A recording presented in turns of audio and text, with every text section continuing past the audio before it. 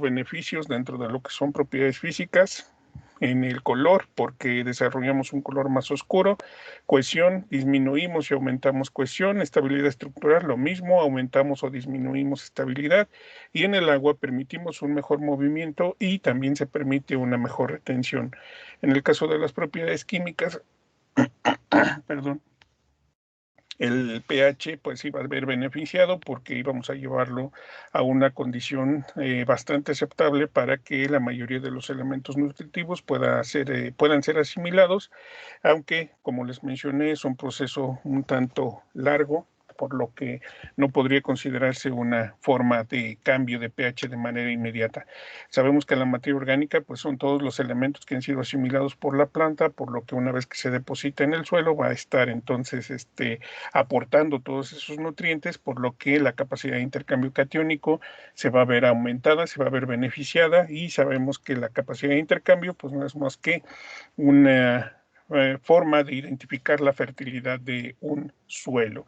Eh, Aquí mencionábamos que una especie silvestre puede tomar el 99% del nitrógeno, el 60% del potasio y el 80% el 60% del fósforo y el 80% del potasio.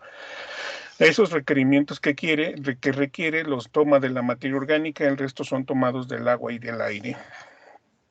Algunas propiedades biológicas, pues sabemos que es una fuente de alimentos para todo lo que son la microbiota existente en el suelo, por lo que también una incorporación constante de materia orgánica tiene como beneficio un incremento en el número de individuos, ¿sí? No así en el número de especies, pero sí hay un aumento en el número de individuos, lo que permite un buen proceso de descomposición de materia orgánica.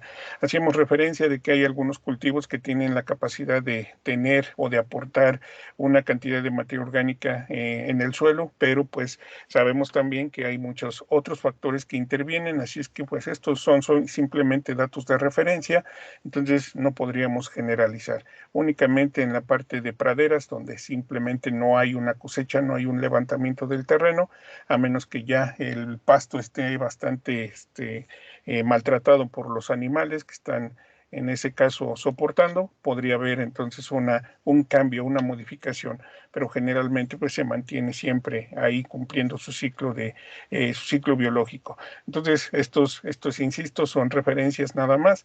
No podríamos establecer que todos los cultivos en todas las regiones, con todos los productores, iban a estar aportando estas cantidades de materia orgánica. Veíamos los diferentes tipos de estiércol también, vemos que hay diferentes calidades, diferentes contenidos, pero también hacíamos referencia a que esto también puede variar debido a la alimentación que se les puede dar a estos animales. No siempre se les alimenta con lo mismo, por lo que la calidad o las características que presenta el estiércol pueden ser completamente variables. Pero aquí podríamos observar que el estiércol de conejo junto con el de la gallina eran los productos que tenían contenidos muy elevados de algunos elementos, pero sus características eran completamente diferentes en cuanto a la relación carbono-nitrógeno. Mientras que el de conejo está en 10, el de gallina se va a 20, por lo que la calidad del estiércol de gallina pues disminuía ligeramente. Pero teníamos diferencias en todo, tenemos diferencias en todos estos tipos de materiales. Aquí les mostraba cuánto se requiere de estiércol, no estoy haciendo de referencia de otro tipo de productos, únicamente de estiércol, estaríamos observando que las cantidades que requiere un terreno pues no son solamente 5 toneladas, sino que se requieren mínimamente para un suelo arenoso 15 toneladas. Si este ya tiene algo de materia orgánica y si no tiene y necesitamos comenzar a recuperarlo, pues estaríamos hablando entonces de 25 toneladas de materia orgánica para mejorar las condiciones de ese tipo de ambientes. Y así para cada una de estas clases texturales. Veíamos también los beneficios que tenía la lombriz al momento de estarle dando un alimento orgánico, pues iba a enriquecerlo y mencionábamos que una de las características que nos daba el producto obtenido por el manejo con lombrices es un aumento en el contenido de calcio y esto es bastante común en cualquier tipo de alimento que se le dé a este organismo. Y mencionábamos que algo muy importante es que se pueda dar un alimento ya parcialmente descompuesto, es decir, que se haya pasado previamente por un composteo para posteriormente enriquecerlo aún más a través de lo que es el proceso con la lombriz. Y mencionábamos algunos productos que son cultivos que pueden servir perfectamente como un abono verde, que simplemente son cultivos donde no se cosecha nada, sino que una vez que alcanzan una altura de aproximadamente 40 centímetros, se incorporan al suelo para que sirvan como fuente de materia orgánica. Hablábamos de este proceso de degradación donde intervenían algunos otros factores también como la granulometría, temperatura, la presencia de elementos extraños, nuevamente las condiciones de pH y la relación carbono-nitrógeno. Les mencionaba cuáles eran los organismos más que participaban dentro de este proceso de descomposición y que en este caso están en desorden. Son primero los mesofílicos, luego interactúan los termofílicos y finalmente terminan los psicrofílicos.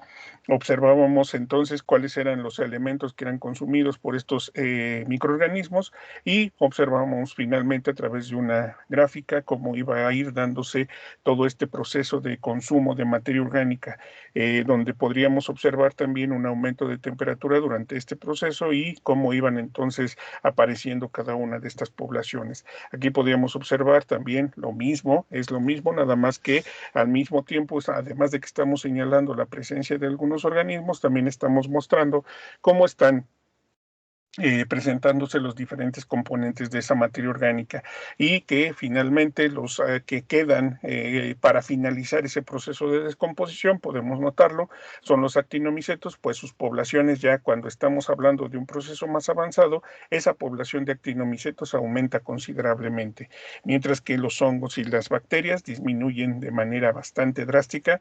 Vean cómo podemos tener unas poblaciones realmente muy elevadas en el caso de las bacterias y pueden disminuir drásticamente ya que termina la presencia de una materia orgánica que sea muy fácil de descomponer. Aquí finalmente veíamos cómo se podría clasificar los contenidos de materia orgánica a partir de las diferentes características que tuviera nuestro suelo, específicamente si era de origen volcánico o de origen no volcánico. Y veíamos que el 5% que se marcaba pues no correspondía al 100% para todos los suelos, porque cuando hablamos de suelos volcánicos, un 5% es realmente un contenido muy bajo que no permitiría cumplir con todas sus actividades, en este caso de las especies que estuvieran ahí de manera silvestre, por lo que se requieren de cantidades mucho mayores, por lo que un 5% no es suficiente. Para el caso de suelos volcánicos estaríamos hablando de arriba de 11% para poder considerar un suelo con buen contenido de materia orgánica. Aquí les iba a mostrar, voy a dejarlo al final, cómo se realiza, ya vimos también un video de cómo se realiza el proceso de determinación de materia orgánica. Pero antes de entrar a ese proceso de determinación de materia orgánica, aquí he mencionado en diferentes ocasiones la relación carbono-nitrógeno. En este caso, la relación carbono-nitrógeno, como ya adelanté, es simplemente un indicador de la calidad de esa materia orgánica. Pero como lo mencioné también, no significa que la materia orgánica se mida por presencia de nutrientes o por contenido de algún tipo de sustancia, de la velocidad que va a tener su proceso de descomposición. Entonces, cuanto más baja sea la relación carbono-nitrógeno, significa que tenemos un buen proceso de descomposición, es decir, un proceso de descomposición más acelerado. ¿Por qué?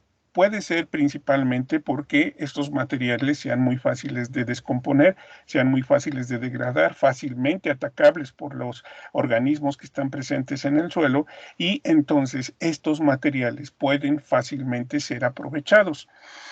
Pero también debemos considerar la presencia de estos dos elementos. Si se llama relación carbono-nitrógeno, pues entonces estamos hablando de esos dos elementos. Cuando nosotros estamos hablando de una especie que está todavía, como por ejemplo en el caso de los abonos verdes, estoy yo diciéndoles, cuando nosotros tenemos una altura aproximada de 40 centímetros, incorporamos todos esos residuos, todos esos cultivos los incorporamos al suelo. Entonces, si estamos hablando de que estos cultivos apenas alcanzan 40 centímetros, pues estamos hablando de que todavía están en una condición muy baja de su proceso de desarrollo. Todavía no generan flores, todavía no generan ni siquiera flores específicamente. No hay frutos, lógicamente, no hay semillas también, por lógica, si no hay flores, no hay nada de eso, por lo que estamos hablando de un organismo bastante joven. Entonces, si estamos hablando de un organismo muy joven, estamos hablando entonces de que esa especie tiene una gran cantidad de agua en su estructura, por lo que al momento de que se depositan en el suelo, estos materiales pueden inmediatamente comenzar su proceso de descomposición, porque, insisto, son principalmente agua. Y además, como están verdes aún, estamos hablando de que estos materiales también tienen una muy buena cantidad de nitrógeno. No estamos hablando de materiales completamente leñosos. Tal vez el suber que se pueda presentar en el sistema radicular pueda ser únicamente el punto donde pudiera existir un exceso de carbono, pero el resto del organismo tiene una muy buena cantidad de este elemento. Entonces un material que tiene en equilibrio el contenido de nitrógeno y de carbono, por lo que al momento de realizar esta división del contenido de carbono entre el contenido de nitrógeno, pues nosotros vamos a obtener un valor relativamente bajo. ¿Por qué? Porque, insisto, la especie está en condición todavía verde, todavía no llega a su madurez fisiológica, por lo que tenemos unas características bastante aceptables. Sin embargo, cuando nosotros queremos realizar un mejoramiento de materia orgánica con materiales secos, si ya estamos hablando de que este material está seco, ejemplo, el rastrojo de maíz, el rastrojo de trigo, de avena, ¿sí? Estamos hablando de que esos materiales ya están completamente secos, por lo que el nitrógeno ya disminuyó drásticamente. Entonces, si ya no tenemos nitrógeno en abundancia y lo único que tenemos en abundancia es el carbono, pues entonces estaríamos hablando de que ese organismo no va a tener un proceso de descomposición tan acelerado como un organismo aún verde, aún joven. Entonces, aquí existen grandes diferencias. Por eso, muchas ocasiones, cuando se incorporan rastrojos, no se ve un beneficio inmediato. ¿Por qué? Porque tenemos un predominio de uno de estos dos elementos.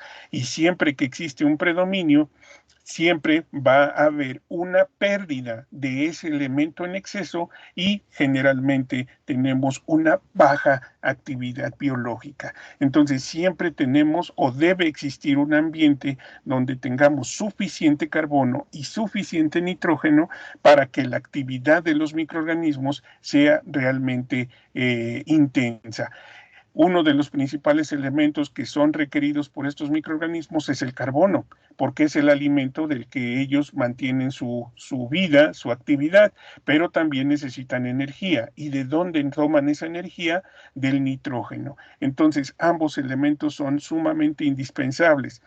Si es un ambiente donde simplemente tenemos carbono, tengan la seguridad de que ese proceso de descomposición se va a disminuir drásticamente. Y se puede hacer una comparación. Si nosotros tomamos y vamos a hablar de algunos de estos materiales que se utilizan de abonos verdes, si nosotros tomamos un abono,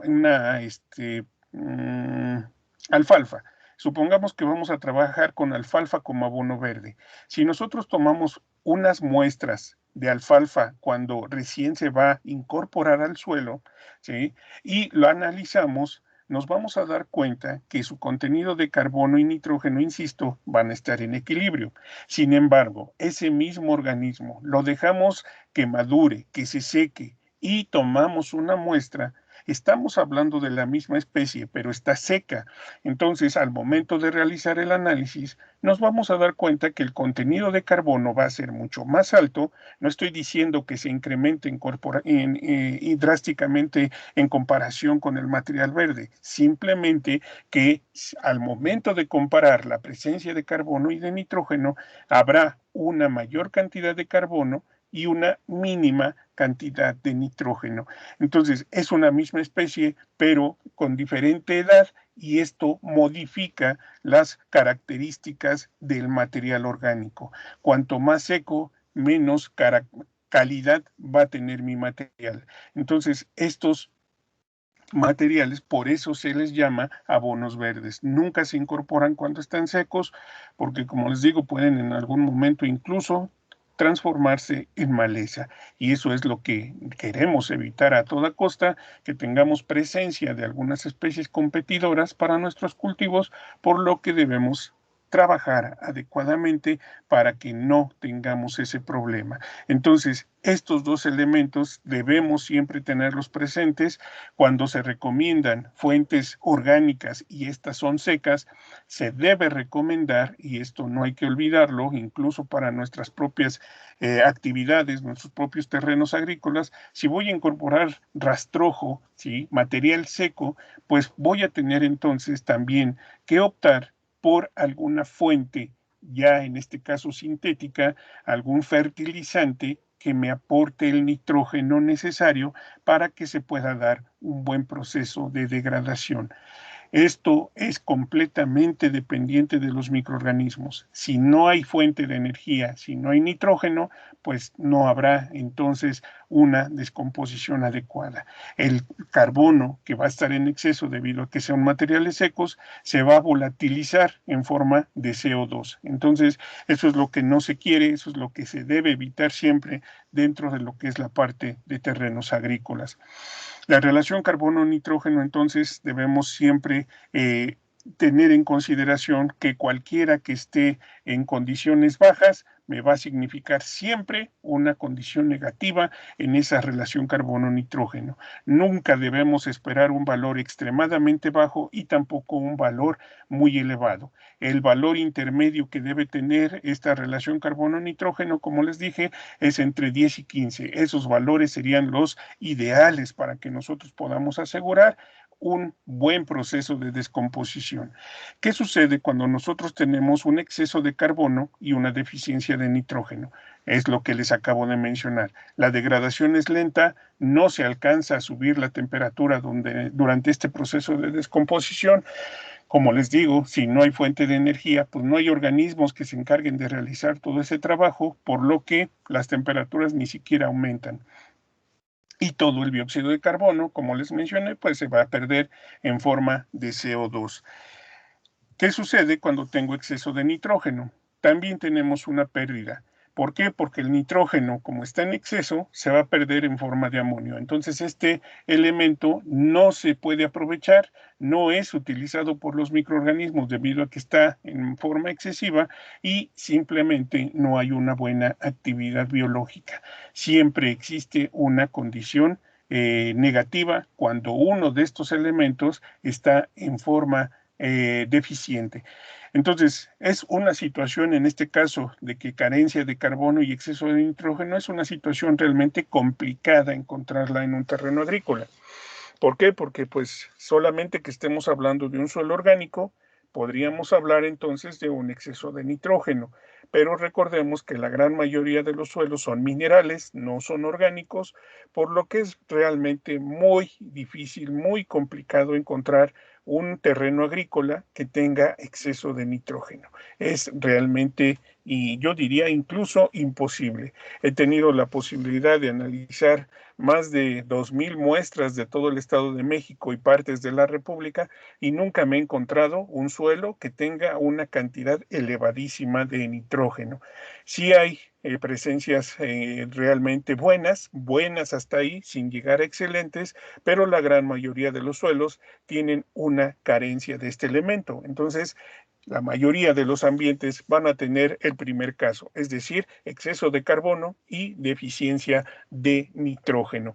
Aquí tenemos las relaciones carbono-nitrógeno que podríamos presentar. En el primer caso estaríamos hablando de un suelo de condiciones arenosas y francas. En el segundo caso estaríamos hablando de suelos de condiciones arcillosas. Entonces, ahí están los valores que nosotros deberíamos tener, ahí lo que significa que deberíamos tener 25 unidades de carbono por una de nitrógeno o 40 por una de nitrógeno. En el caso de suelos arcillosos, de 20 a 1 o de 50 a 1. Esa sería la relación que deberíamos tener en el caso de este tipo de ambientes, pero no se expresa de esa manera la relación carbono-nitrógeno. Si ustedes se dan cuenta, aquí podemos observar que nos da valores cerrados. ¿Por qué? Porque hacemos la división. Simplemente cuantificamos el contenido de carbono, cuantificamos el contenido de nitrógeno y hacemos exactamente lo que nos indica aquí, una división. Entonces, el contenido de carbono entre el contenido de nitrógeno y vamos a obtener cada uno de estos valores que están representados en esta tabla. Y generalmente, o este tipo de representaciones, es poco común observarla en la literatura, es más común observar este tipo de representaciones en textos científicos, textos que se publican en revistas científicas. Entonces, aquí podemos observar ya un poquito, un abanico un poco más amplio de diferentes materiales que nosotros podemos encontrar de manera común. Observen cómo hay diferencias realmente muy fuertes entre todos estos productos. Aquí, por ejemplo, se está haciendo un promedio de las frutas, no estamos diciendo cuál fruta específicamente, sino de las frutas en general. Sabemos que hay unas frutas que tienen características un poco más cargadas de carbono, por lo que esa relación carbono-nitrógeno se puede aumentar considerablemente. Hay otras frutas que son un tanto más verdes, que tienen un poquito de mayor contenido de proteína, por lo que pueden disminuir su relación carbono-nitrógeno. Pero en promedio la fruta va a tener un contenido de nitrógeno alrededor del 1,52% y su relación carbono-nitrógeno pues no es nada buena. Estamos hablando de un valor adimensional, no tenemos unidad de medida. Aquí podemos ver nuevamente los estiércoles. Vean, el contenido de nitrógeno es completamente variable. En este caso pueden observar que el nitrógeno es más alto en el estiércol de aves, en ovejas y en cerdos, pero la mejor relación carbono-nitrógeno la pueden presentar el estiércol de vaca y el estiércol de aves. Aquí no estoy hablando de gallinas, estoy hablando de aves en general. También estamos sacando un promedio, ¿sí? Porque ya mencionábamos el de gallina en otra lámina y tenemos un valor completamente diferente. En este caso estamos hablando de aves en general, promedio de lo que son los estiércoles de estos animales. Entonces podemos observar que el de vaca y el de aves estarían en condiciones mucho más aceptables. No estamos diciendo que esté completamente mal el de cerdo y el de oveja, pero tenemos condiciones un poquito más altas de relación carbono-nitrógeno.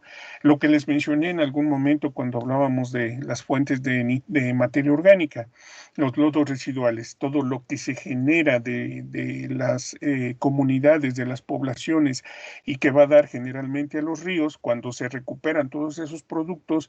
Observen que los lodos residuales son variables, por supuesto, pero estamos hablando de que pueden alcanzar incluso un 5,6% de nitrógeno. Esa cantidad es realmente muy elevada, es altísima ya para que se pueda incorporar al suelo, sería una condición realmente excelente. Y si observamos su relación carbono-nitrógeno, pues esta puede estar entre 6 y 15, valores realmente muy aceptables y que nos permitirían mantener condiciones bastante positivas para lo que es el aprovechamiento de los microorganismos presentes en el suelo. Como les comentaba, el único problema es que el aroma que despiden es sumamente desagradable. Ahí tenemos el aserrín, que sale de la madera, sabemos eso. Vean cuánto tenemos de nitrógeno, es realmente muy bajo, ¿sí? Estamos hablando de apenas un 0,1%, ¿sí? Y su relación carbono-nitrógeno, bueno, ahí ya pueden observar por qué no se debe utilizar o por qué no se podría utilizar como una fuente de materia orgánica y de dar fertilidad a un suelo. Su relación carbono-nitrógeno es de 200 a 500, dependiendo lógicamente la especie, pero ya hablar de 200 es hablar de una dificultad para el microorganismo que deshaga, que destruya todo ese material, es realmente muy complicado. Entonces, pues ahí está, por qué no es tan recomendable el manejo del aserrín. La paja de trigo, nuevamente hablábamos de un material seco, se puede observar su relación carbono-nitrógeno se va hasta 128, madera de pino, nuevamente se va hasta 723, el papel, el que comúnmente ocupamos, por eso también no se recomienda utilizar papel en las compostas, porque observen, tenemos relaciones carbono-nitrógeno que se van hasta 983, no son nada recomendables, además recordemos que para preparar, para hacer un papel, pues se utilizan una gran cantidad de químicos, por lo que esta relación carbono-nitrógeno aumenta drásticamente. Si observamos la madera de pino y el acerrín, pues estamos hablando de que son valores ligeramente más bajos y el papel aumenta hasta 983 de relación carbono-nitrógeno. Nada bueno. El pasto es una condición bastante buena, estamos hablando de 20, y las hojas en este caso follaje de cualquier especie arbórea, pues las hojas específicamente, estaríamos hablando de relaciones carbono-nitrógeno de 40 a 80. Entonces, con esto nos damos cuenta, podemos observar que las relaciones carbono-nitrógeno, pues, son realmente importantes para poder determinar qué tipo de material voy a utilizar para mejorar las características de mi suelo. ¿Por qué? Porque si yo estoy hablando de una zona que tiene condiciones de temperaturas bastante elevadas, que tenemos precipitación, pues tal vez yo podría optar por un material que a lo mejor tenga una relación carbono-nitrógeno ligeramente alta, no sé, digamos de 20-25, pero estoy dándole condiciones para que se pueda degradar porque el ambiente es cálido y tenemos precipitación, tenemos agua. Entonces, esos dos elementos son esenciales para ese proceso de descomposición, por lo que un material con esas características perfectamente se va a degradar, no va a haber tanto problema. Sin embargo, si yo estoy en un ambiente templado o frío, templado frío, pues voy a tener entonces que buscar un material que tenga una excelente relación carbono-nitrógeno, porque estoy hablando de un ambiente templado donde probablemente no tengamos precipitaciones muy abundantes. Entonces, esto me obliga a utilizar materiales que tengan una característica mucho mejor. Con ejemplos que tenemos aquí, podríamos tal vez hablar de un estiércol de aves. Este material es más fácil de degradar, las temperaturas no nos ayudan, pero los microorganismos tendrán una facilidad para desintegrar todo este tipo de materiales, por lo que tendríamos un beneficio. Entonces, no es simplemente aplicar por aplicar, no es simplemente que voy a recomendar cualquier cosa, sino que tenemos que observar, que tenemos que ver cuáles son las condiciones, cómo está el ambiente para poder también hacer una buena recomendación. Ahora, habrá ocasiones donde simplemente, pues, el productor únicamente tiene un animal, ¿sí?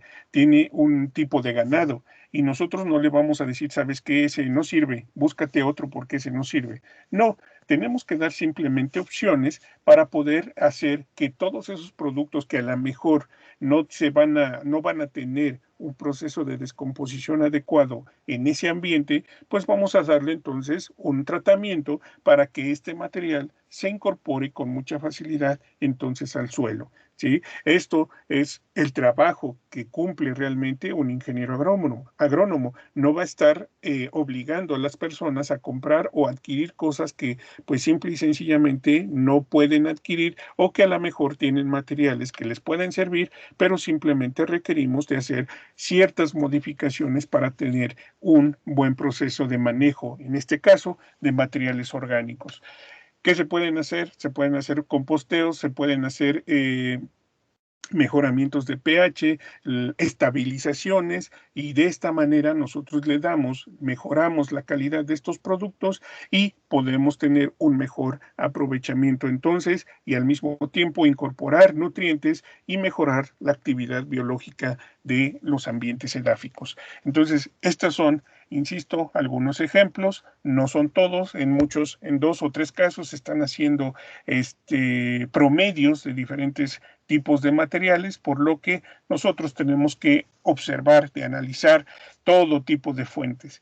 En alguna ocasión, esta es una experiencia que a mí me sucedió, en alguna ocasión llegaron unos, ya ven que en la prepa generalmente hacen algunos concursos de ciencia y tecnología, y entonces un grupo de alumnos me visitó en el laboratorio y me dijo que tenían la intención de hacer un proyecto de generar una fuente orgánica, ¿sí? De mejorar el contenido de materia orgánica de suelos con ayuda de lo que eran los pañales de bebé, ¿sí? Entonces, ¿qué buscaban? Pues separar la parte orgánica, ¿sí?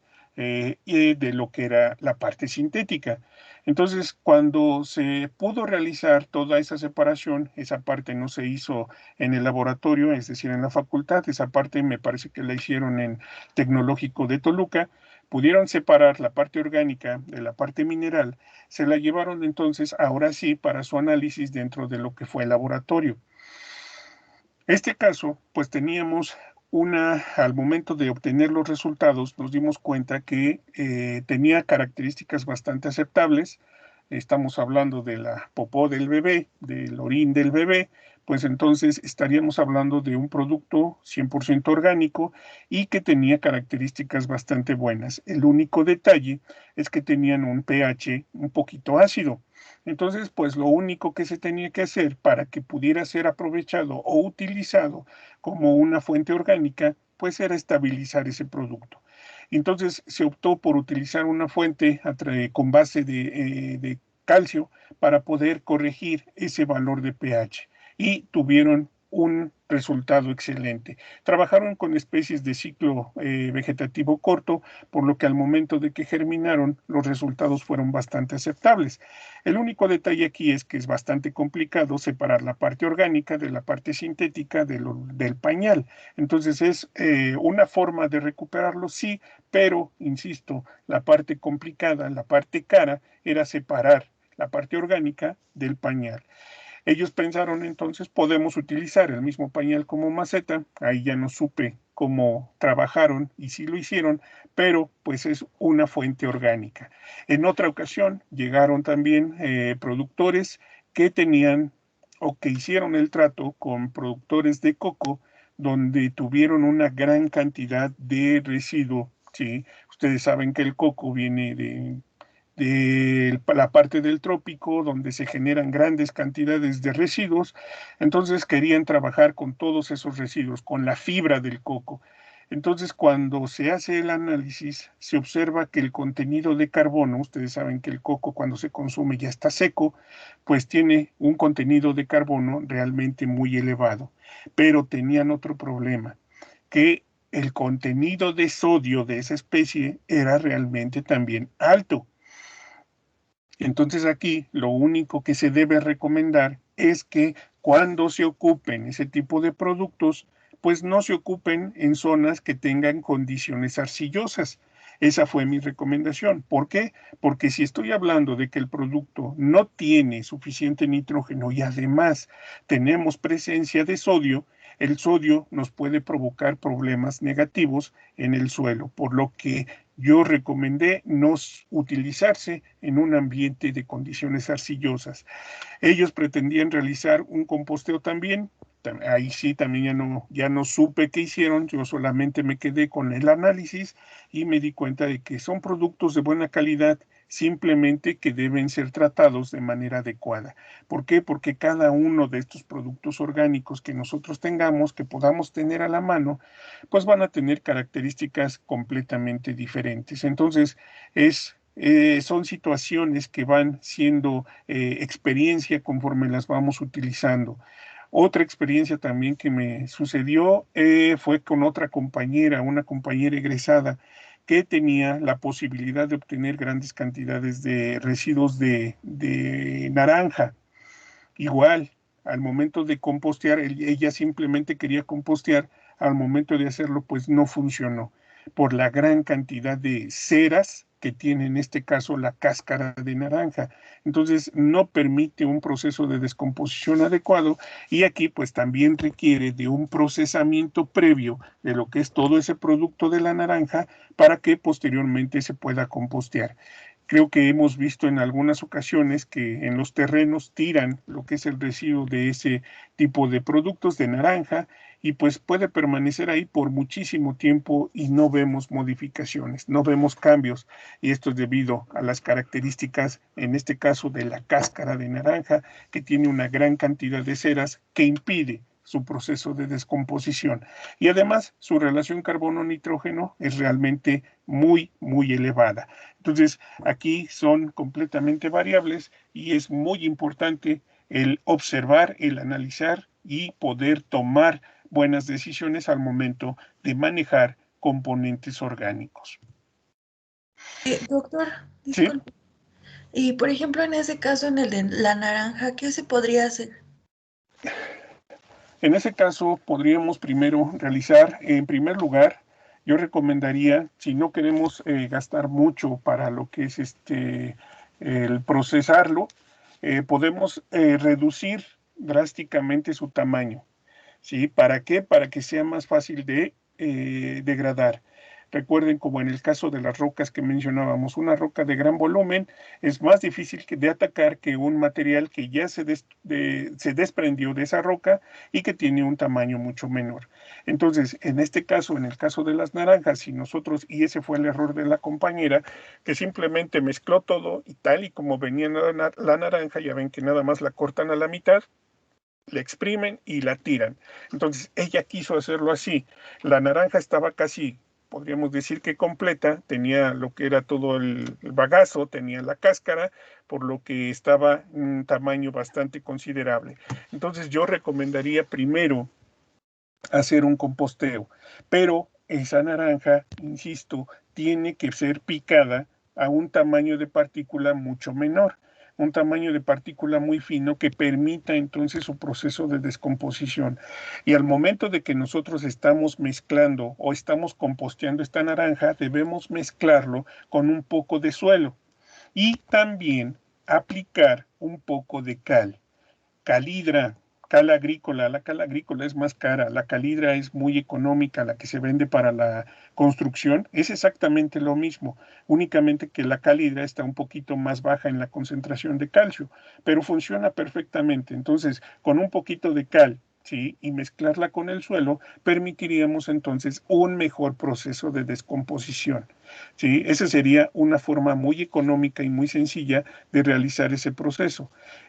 ¿Por qué yo no recomendé eso a la compañera? Porque la compañera tenía su proyecto, tenía su asesor y pues es muchas veces de muy mala educación, no, muchas veces creo que es de muy mala educación que uno intervenga en condiciones que no le corresponden, ¿sí? ¿Por qué? Porque pues yo no soy el asesor, yo no tengo por qué intervenir en problemas que ellos están realizando o tratando de corregir. Entonces, son cuestiones que muchas veces tienen un poquito de lógica y es algo que debemos simplemente aplicar. Si sé que estoy trabajando con un producto muy ácido, ¿sí? Y que además sé que tiene ceras, pues entonces tengo que hacer algo para que esa condición que tiene se modifique, se acerque un poquito más a la neutralidad, tengamos una mejor actividad biológica, por lo tanto, pues tengo que aplicar algo básico, que en este caso sería la cal. Entonces, cal, suelo y ese material podría perfectamente, pero insisto, ese material con un tamaño de partícula más reducido podría perfectamente entonces compostearse y alcanzar su proceso de descomposición, ¿sí? Nunca, eso sí, nunca compostear de manera anaerobia. Ese tipo de productos jamás, porque no van a lograr nada y van a provocar entonces que esos productos de ese tipo, todo tipo de cítricos, se pudran y no logren una descomposición correcta, ¿sí? Es más, también podrían mezclar un poquito de paja para que puedan mejorar considerablemente ese tipo de materiales. Esa sería mi recomendación. Gracias, doctor. ¿Dudas? No, ninguna.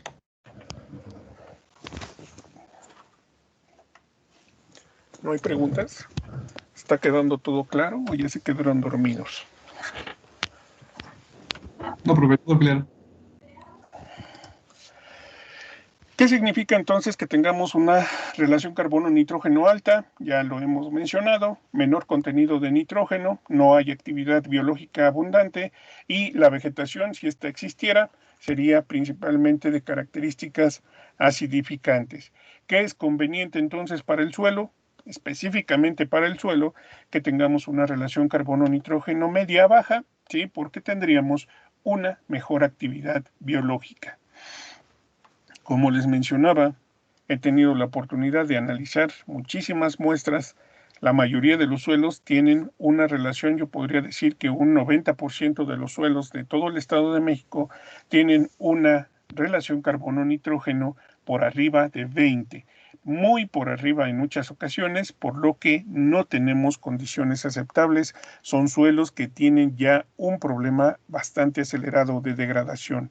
Nosotros siempre debemos considerar esta relación carbono-nitrógeno porque determinaríamos, como dice aquí la diapositiva, con qué velocidad se está liberando los nutrientes, ¿sí? Es decir, con qué velocidad está ocurriendo esa mineralización y también si tenemos presencia de humus.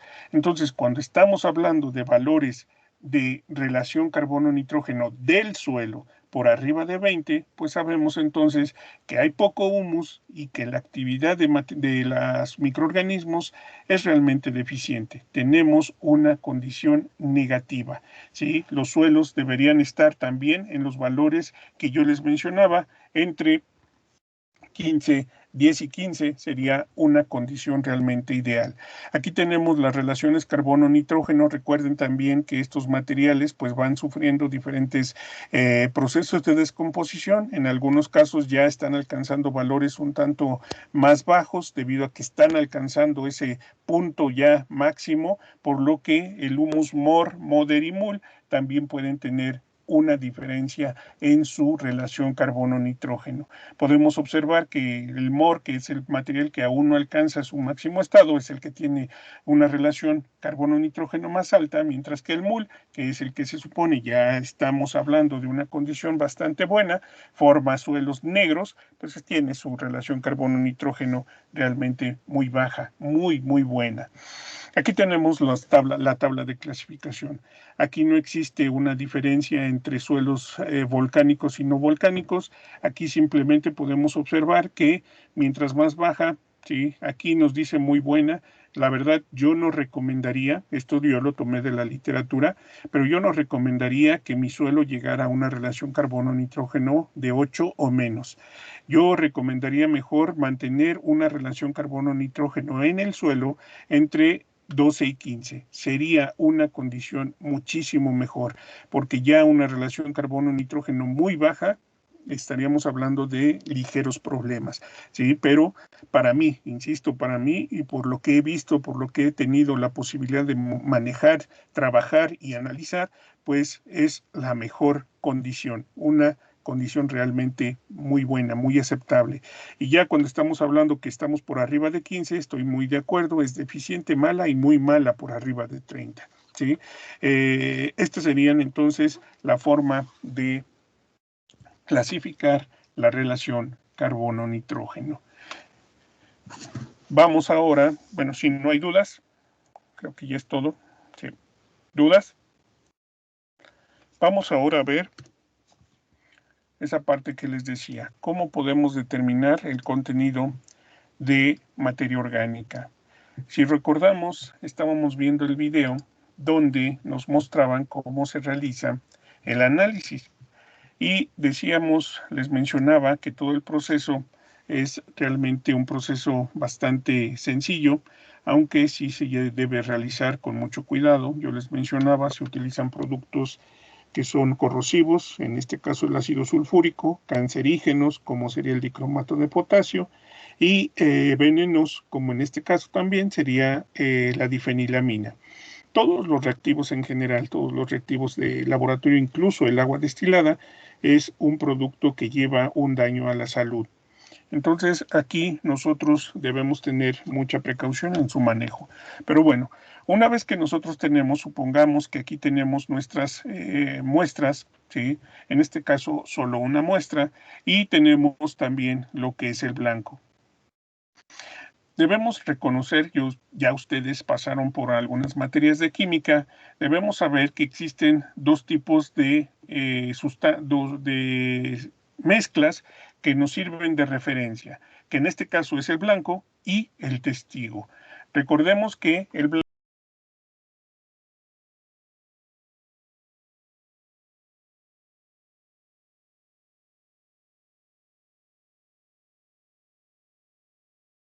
del elemento también a calcular, mientras que un testigo es un material que se está analizando para verificar que los reactivos están trabajando correctamente y se llama testigo porque nos sirve para corroborar que todo está funcionando correctamente. Entonces, son cosas completamente diferentes. En muchas ocasiones existen confusiones o se toman como sinónimos. Si hablo de blanco, hablo también o hago referencia a testigo. No es así. Un blanco es una sustancia que no tiene la muestra a analizar y un testigo tiene una muestra que sirve de referencia para observar si existe diferencia en lo que estamos analizando, si los reactivos están trabajando adecuadamente. Entonces, aquí lo único que manejamos. ¿Sí se puede manejar un testigo? Claro que sí. Cuando nosotros estamos hablando de un laboratorio que esté certificado, el nuestro desgraciadamente no está certificado, deberíamos tener una muestra de referencia que va a servir siempre para estar comparando resultados, pero únicamente trabajamos con el blanco. Entonces, para poder realizar yo este análisis, voy a aumentar el tamaño de la letra. Ahí está. Entonces, yo voy a hacer lo siguiente. Como les mencioné, Profe, una pregunta. ¿Está proyectando algo? Es que a mí no me sale nada. sí, estoy proyectando, estoy compartiendo. ¿Los demás no lo ven? No, profe. No, profe. ¿Creen? Mm. A ver, nuevamente. Pero sí, aquí se indicaba que estaba compartiendo. Ahí va nuevamente. ¿Ya lo ven? Sí, ya, muchas gracias. Ok.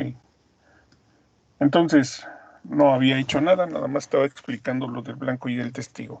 Entonces, aquí nosotros, como les mencioné, creo que sí se los dije, en realidad cuando estamos realizando el análisis, estamos determinando el contenido de carbono.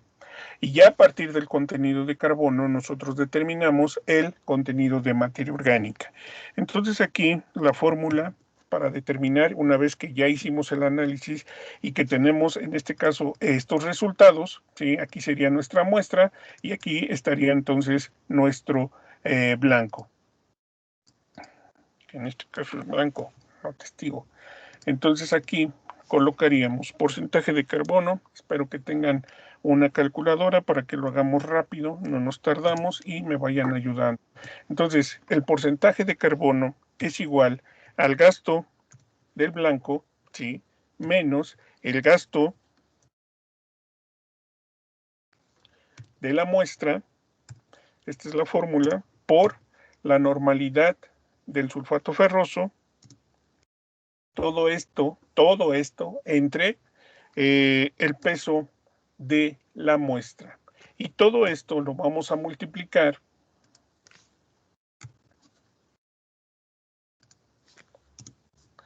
por 0,39.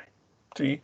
Entonces, aquí vamos a mencionar que la T, así está expresado en la fórmula, pero bueno, así lo dejamos. T es el gasto del blanco, la M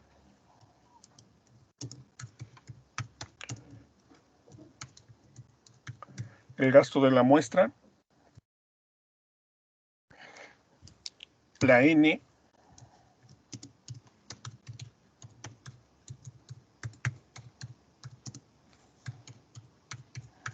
la normalidad del sulfato ferroso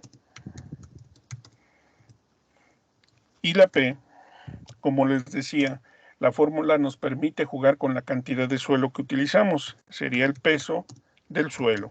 porque si sabemos que el suelo tiene una cantidad elevada de materia orgánica, entonces podríamos sin ningún problema disminuir la cantidad de suelo al pesar. El 0,39 es una constante, esta no se modifica, esta siempre va a ser igual. Entonces, cuando nosotros ya tenemos calculado el contenido de carbono, nosotros podemos entonces posteriormente determinar el contenido de materia orgánica. ¿Cómo lo hacemos? De manera muy simple también. Entonces aquí decimos porcentaje de materia orgánica es igual al porcentaje de carbono por 1,724. Así de sencillo. Eso, aquí tendríamos entonces las formulitas para poder determinar cuánto tenemos de materia orgánica en una muestra que se ha analizado. Si sustituimos, entonces en este caso nos quedaría la siguiente forma. Diríamos entonces que porcentaje de carbono es igual, sustituyendo, ¿cuánto gastó nuestro blanco? Nuestro blanco gastó 10,3 menos, ¿cuánto gastó nuestra muestra? 5,7. ¿Sí? Todo esto lo vamos a multiplicar por la normalidad del sulfato ferroso. La normalidad del sulfato ferroso es 0,5. ¿Sí? Y todo esto lo vamos a multiplicar posteriormente por 0,39. ¿Sí? ¿Cuánto me da entonces?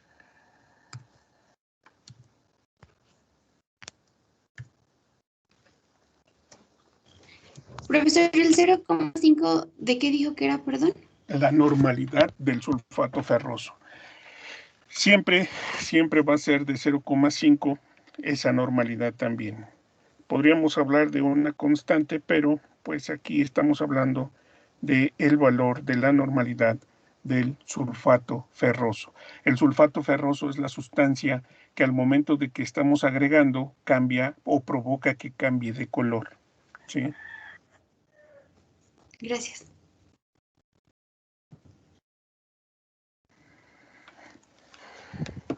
Profe, no falta dividirlo entre el peso del suelo. Cierto, muy bien, gracias. Aquí todavía nos falta entonces, exacto, dividirlo. ¿Cuánto pesa el suelo?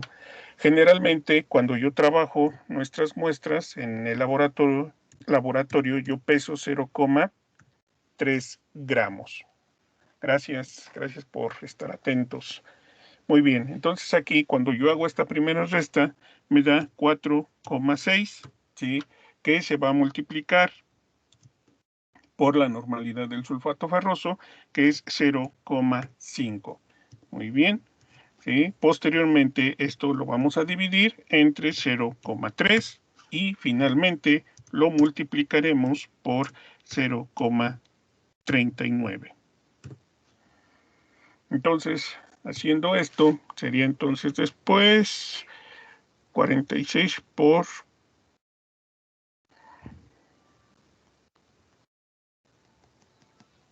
Ahí me salió 2,3. 2,3 exactamente. Entonces, 2,3. Seguimos sustituyendo. Vamos a hacerlo paso por paso. 2,3. Y después Entre, 7,6. permíteme. Entre nuevamente 0,3 y finalmente multiplicarlo por 0,39. Cuando multiplicamos, entonces dividimos 2,3 entre 0,3, ¿cuánto nos da? 7,6. 7,6 por 0,39. ¿Y cuánto nos da? 2,9. 2,9. Entonces aquí tendríamos que nuestro contenido porcentaje de carbono es igual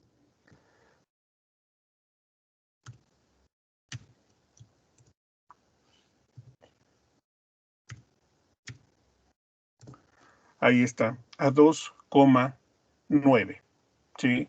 Nos vamos ahora a determinar el contenido de materia orgánica y nos dice que porcentaje de materia orgánica es igual al porcentaje de carbono, que en este caso es 2,9, ¿sí? Por 1,724.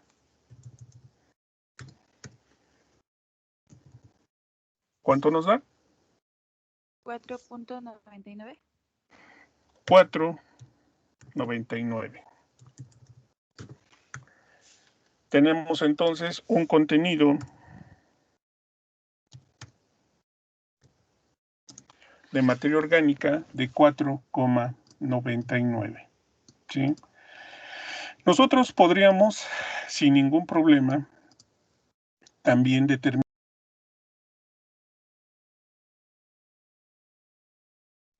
de relación carbono-nitrógeno. Esta forma de obtener el contenido de nitrógeno es una forma, un método que le llaman empírico, ¿sí? Pero no nos da realmente un resultado real. ¿Por qué? Porque lo estamos basando en el contenido de materia orgánica. Y cuando yo hago el análisis de nitrógeno en el laboratorio, cuantifico el que me da la materia orgánica, pero también el que está presente en el suelo ya de manera mineralizada. ¿Sí? Entonces es una característica completamente diferente. Entonces aquí, si yo quiero determinar el contenido de nitrógeno, ¿sí? Voy a hacer lo siguiente. Entonces, porcentaje de nitrógeno. Profe, otra vez no está volviendo a proyectar. Sí, lo estoy proyectando, no he dejado de compartir. ¿Todo el mundo le pasa lo mismo? Sí. Sí se ve, profesor. Sí, lo veo, profe. Sí, No. yo Sí, bien. Sí se ve. A ver, vamos a hacerlo nuevamente. Voy a salirme y vuelvo a compartir.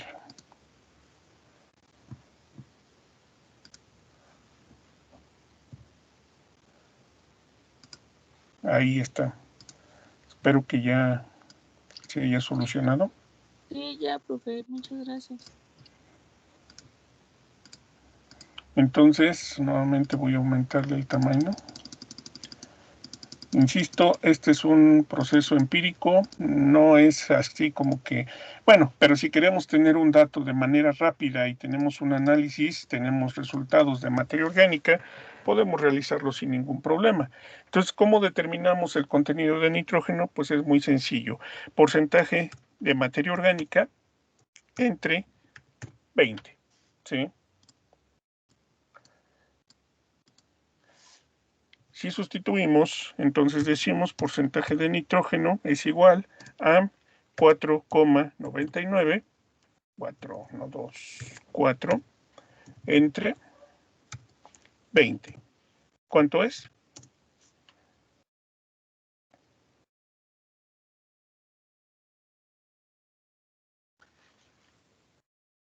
0.24. 0,24. Entonces tendríamos un contenido de nitrógeno de 0,24%. ¿Sí? Ahora, vamos por la relación carbono-nitrógeno.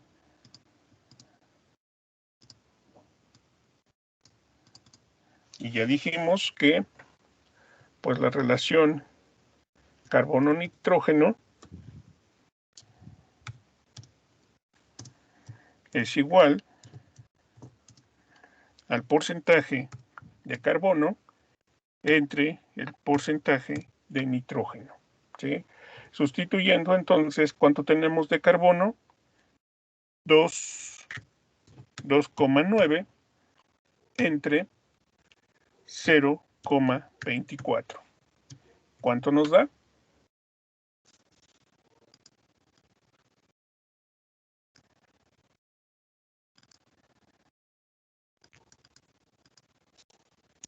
12.08.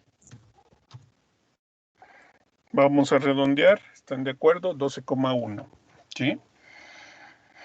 Si nos vamos a nuestra tabla de clasificación, entonces nuestro suelo tiene una relación carbono-nitrógeno mediana. Y si yo como productor y ustedes como mis ingenieros, les pregunto, ¿y cómo está entonces mi suelo a partir de la relación carbono-nitrógeno? ¿Quién me contesta?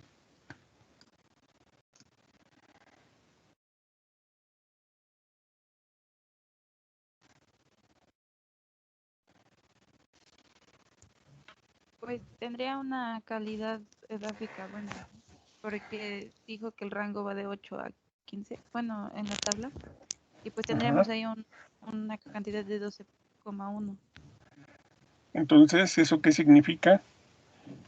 que tenemos una calidad buena, una cantidad buena de Sí, de perfecto, pero ¿qué significa eso? Esto que te estoy preguntando de qué significa es realmente la interpretación. Sí, si yo me voy a la tabla, aquí dice que es buena, mediana, ¿sí? Está mediana, no está en, porque ya pasó del 12, estaría mediana. Entonces, ¿qué significa que sea mediana? ¿Quién me podría decir qué significa que sea mediana?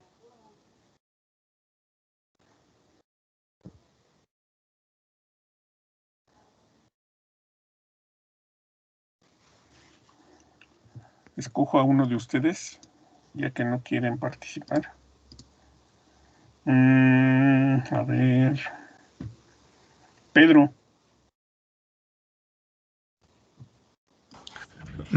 Bueno, si en condiciones, ¿cómo decirlo? Buenas, se tiene una buena producción. Yo creo que en mediana, pues se puede tener aún así una buena producción del cultivo o un buen desarrollo. Ok, Pedro dice que una buena producción del cultivo, un buen desarrollo. Evelyn,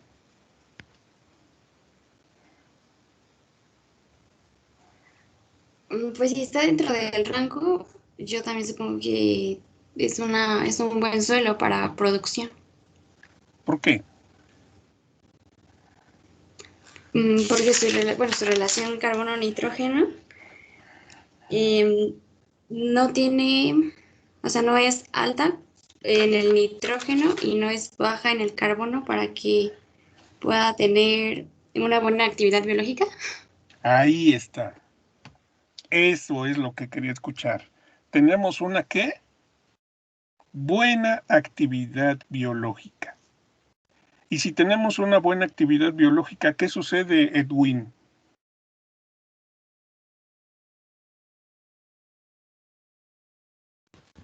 Pues va a haber un buen desarrollo ¿De del quién? cultivo. ¿Por qué?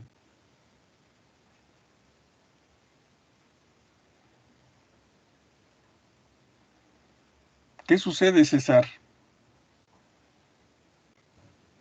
Sí, profe, tenemos actividad biológica y esto hace que pues se generen más rápidos los asimilados para las plantas, ¿no? ¿Por qué se generan los asimilados para las plantas, Germain?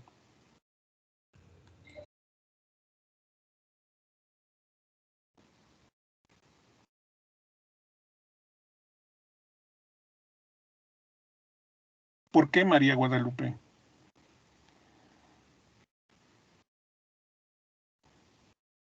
Porque hay una buena descomposición orgánica. Porque existe una muy buena descomposición de la materia orgánica. Ya ven como si es sencillo, nada más es cosa de buscar cuáles son las palabras. No se confundan, por favor. Si existe una buena relación carbono-nitrógeno, como consecuencia, tenemos sí una mejor nutrición por parte de las especies cultivadas, pero de manera inmediata, uno realmente interpretación de esa relación carbono-nitrógeno es, existe una buena actividad biológica debido a que hay suficiente carbono y nitrógeno, por lo que la mineralización va a ser de alguna manera acelerada. Y si estoy hablando de que va a haber una buena mineralización, entonces, como les digo, como consecuencia, la planta va a tener suficientes nutrientes, ¿sí? De eso, entonces, estoy hablando cuando cuando menciono una interpretación. No se trata simplemente de decir, pues está bien, está bajo, está malo. No, explícame por qué está bien, por qué está bajo o por qué está malo. ¿De acuerdo? Entonces, siempre tenemos que considerar todos esos puntos, pues ya se mencionaron, no estoy hablando aquí nada más para perder el tiempo, sino que todo eso que mencioné, pues debemos recordarlo y debemos utilizarlo al momento de que yo hago la interpretación de algún dato. Esto es una primera parte. Ya entramos en ese proceso del conocimiento entonces del suelo. Esta parte es únicamente la parte orgánica. La próxima semana vamos a comenzar a hablar de la parte mineral. ¿Sí? Y de esas características. Entonces ya vamos a ir conjuntando.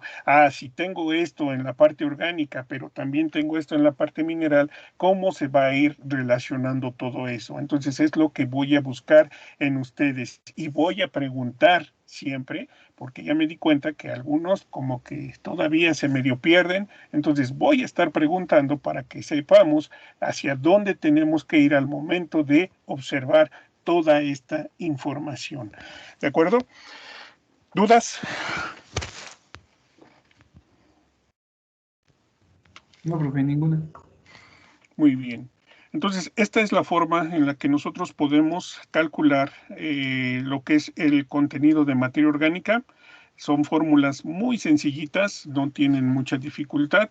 Son simplemente restas, divisiones, multiplicaciones, nada más. Para determinar de manera, digamos así, un dato que nos dé de referencia nada más contenido de nitrógeno, ustedes con que dividan el contenido de materia orgánica entre 20, van a obtener un dato aproximado del contenido de nitrógeno. Y con eso podrían también determinar su relación carbono-nitrógeno. Ahora, cuando ustedes estén hablando, ¿y por qué les digo nada más de referencia? Porque si yo tuviera ese dato de real, que fuera real ese contenido de nitrógeno, yo estaría hablando de que ese suelo estaría en condiciones súper muy buenas. ¿Por qué? Porque el contenido de nitrógeno es realmente muy alto. Es muy complicado que un suelo alcance, y más cuando se habla de un suelo agrícola, alcance esos valores de 0,2. Ese contenido ya es una condición realmente muy buena, una condición realmente ideal para un suelo. Entonces, por eso nada más menciono que sirve de referencia. Ya cuando se hace un análisis dentro de lo que es el laboratorio, generalmente el contenido es mucho más bajo, porque insisto, sí estamos cuantificando el contenido del nitrógeno que viene de la materia orgánica, pero también el contenido de nitrógeno que está presente de manera libre, ¿sí? En el complejo de cambio. Entonces, por eso no podemos basarnos, una fertilización no podría basarse en este contenido de nitrógeno porque estaríamos cometiendo errores y errores muy graves, porque estaríamos recomendando tal vez cantidades muy bajas porque nos está marcando un contenido muy elevado de nitrógeno y no es así. Debemos simplemente tener mucho cuidado para manejar estos datos. ¿De acuerdo? ¿Dudas? ¿Comentarios?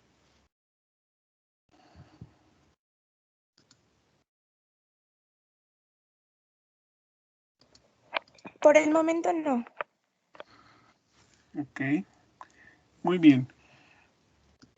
A mí me gustaría dejarlo ya hasta aquí, ya no meter más información porque pues ya viene nuestro examen, por lo que no quisiera continuar con el otro tema. Quisiera aprovechar este tiempo que nos queda por si tienen alguna duda de alguno de los temas que ya se vieron, ¿sí? El examen pues va a abarcar solamente hasta la parte de minerales, esta parte orgánica. Bueno, no sé si, no recuerdo si a ustedes les pregunté si íbamos a considerar esta parte de la materia orgánica o no la consideramos, nos quedamos hasta la parte de minerales. No recuerdo qué me dijeron, o si les pregunté también. No se pregunté, profe. Bueno, les pregunto, ¿el examen quieren que abarque hasta esta materia orgánica o hasta la parte de minerales? Que es el tema anterior, lógicamente. ¿Cómo ven? Hasta la parte de minerales. Bueno, yo creo que sería mejor. Hasta la parte de minerales. Muy bien. ¿Quién está de acuerdo que... Perdón? Hasta minerales estaría bien. ¿Sí? ¿Todos de acuerdo? Levantan su manita virtual, por favor.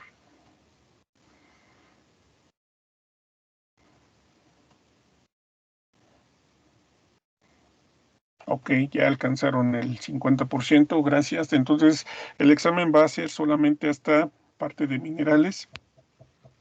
Y nuevamente les comento, no sé si tengan alguna duda, porque pues ya viene nuestro examen y pues a mí no me hubiera gustado que se fueran a esta semana de descanso con el problema de que van a llegar con un examen, pero bueno, pues así me lo marcaron. Así es que si alguien tiene comentarios o dudas sobre alguno de los temas, lo aclaramos. O si no hay dudas, pues de cualquier manera menciónenme, díganme. Aquí está el calendario, industrias.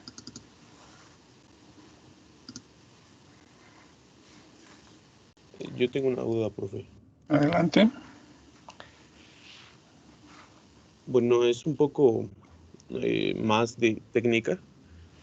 ¿Qué tipo de suelo es el vertisol? ¿Qué tipo de suelo es el vertisol? El suelo vertisol se caracteriza por tener más de un 30% de arcilla en su composición. Generalmente la parte superficial tiene, como les menciono, ese 30%, pero también tiene horizontes subsuperficiales que incluso pueden alcanzar un contenido de arcilla de hasta el 60%. Son suelos muy difíciles de trabajar, sumamente compactos, muy duros cuando están secos, muy plásticos cuando están húmedos. ¿Sí? Generalmente, cuando estamos hablando de un suelo vertisol con arcillas de tipo 2:1, mencionamos ese tipo de características, son comúnmente muy fértiles, pero físicamente su fertilidad es bastante deficiente, por eso que ya mencioné. Si estamos hablando de arcillas 1:1, generalmente su fertilidad es muy baja y son comúnmente suelos bastante ácidos. Esas serían las características generales de un suelo vertisol. Muchas gracias, profe. Tenemos nuestro examen.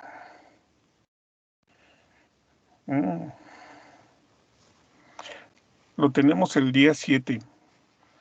Es decir, que todavía tenemos el día lunes para, si quieren aclarar dudas o qué opinan. ¿Aclaramos más dudas o comenzamos ya con los temas el día lunes y el día miércoles su examen?